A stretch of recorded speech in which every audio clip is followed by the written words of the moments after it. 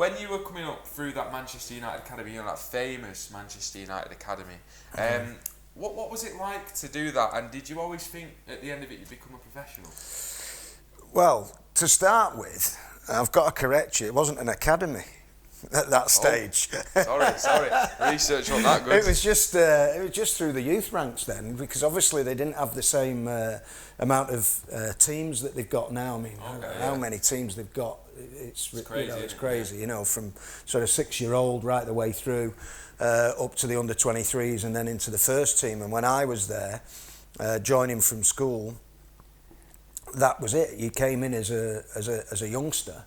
And you had the B team, which was like under 18s, if you like, and then the A team, which was an open league. So you would be 17 if you were good enough, 16, as I played in it at 16. But then you were playing against men, so you were playing against the likes of. Oh God, I'm trying to think who we used to play against. Southport and people like that, and then that was where you were grounded in, and then it was the next thing was into the reserves, and then the first team. So there was basically about 4 teams that you went through, but it was before that schoolboy, and you was training at the club maybe on a Tuesday and a Thursday, then you'd play maybe in the B team at the weekend. Do you think that's a better system than now, when you see these 8-year-olds training 3 times a week? Yeah. Do you think it's a better system how it was when you were growing up? I think there's pros and cons to everything. I've worked in the academy system. I've been academy manager at Leeds and Barnsley, and I can see the good in it. I can also see the bad in it, which I think you always have to look at. I think that maybe when you're talking about that, the young lads are playing, training, and every game means something to them because they want to be kept on for the year after, they want to progress.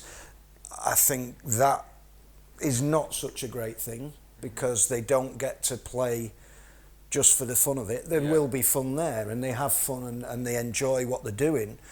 But when they're even younger than the age group you're talking about, then they've lost that little bit of fun for me. They should be allowed, I think, still to play for the schools, which they're not allowed to. Once they come into the academy system, that's it. They can't play for the schools, which I think is maybe a bad thing, because they've got friends at school, they're still with them, and they like to play with them, and really there's nothing on that game apart from wanting to win, wanting to score goals if you're a striker, and I think that is lost to the academy players sometimes. So I could go on and I could go on, but that's one of the major things for me, that I feel that they maybe do lose a little bit of the fun element of the football because it means so much to them. You made your United debut at such a young age, you were 17 years old. Yeah. What was it like to play for such a huge club at such a relatively young age? Dream come true. I was a Manchester United fan, and I wanted to play football, but that sort of light bulb moment didn't come until really I signed as a schoolboy. I mean, I'd played football and loved it and enjoyed it, but once I got that sort of schoolboy form and signed it, then that little sort of bolt out of the blue came out. I wonder if I can maybe get a career out of this, without really thinking about it. But it was fantastic. I mean, and going and playing at such an early age, at 17.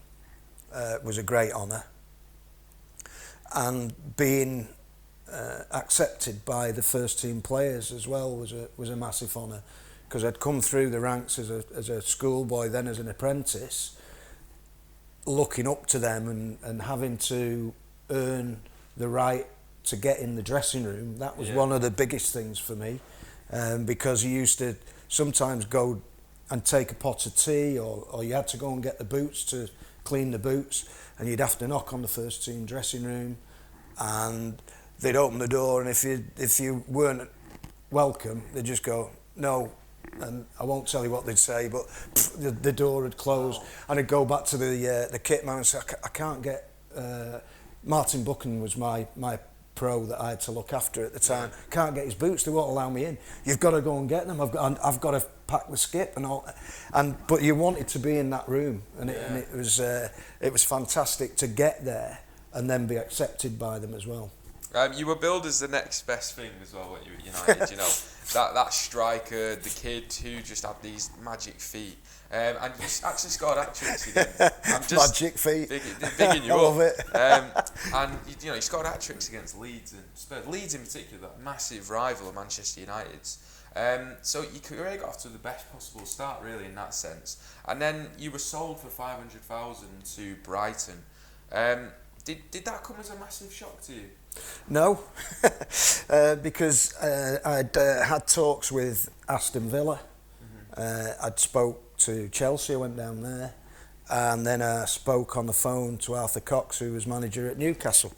So when Brighton came in, I took the hint and and made my way down there. But it was... Why do you think United were not reluctant to sell you?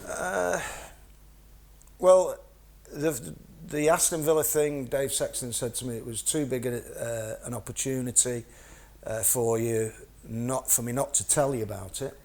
Because at that time I was sort of in and out of the team and wasn't a regular. I think they also maybe wanted the money because they wanted to buy Joe Jordan and recoup they bought Joe Jordan and they wanted to recoup the money from that.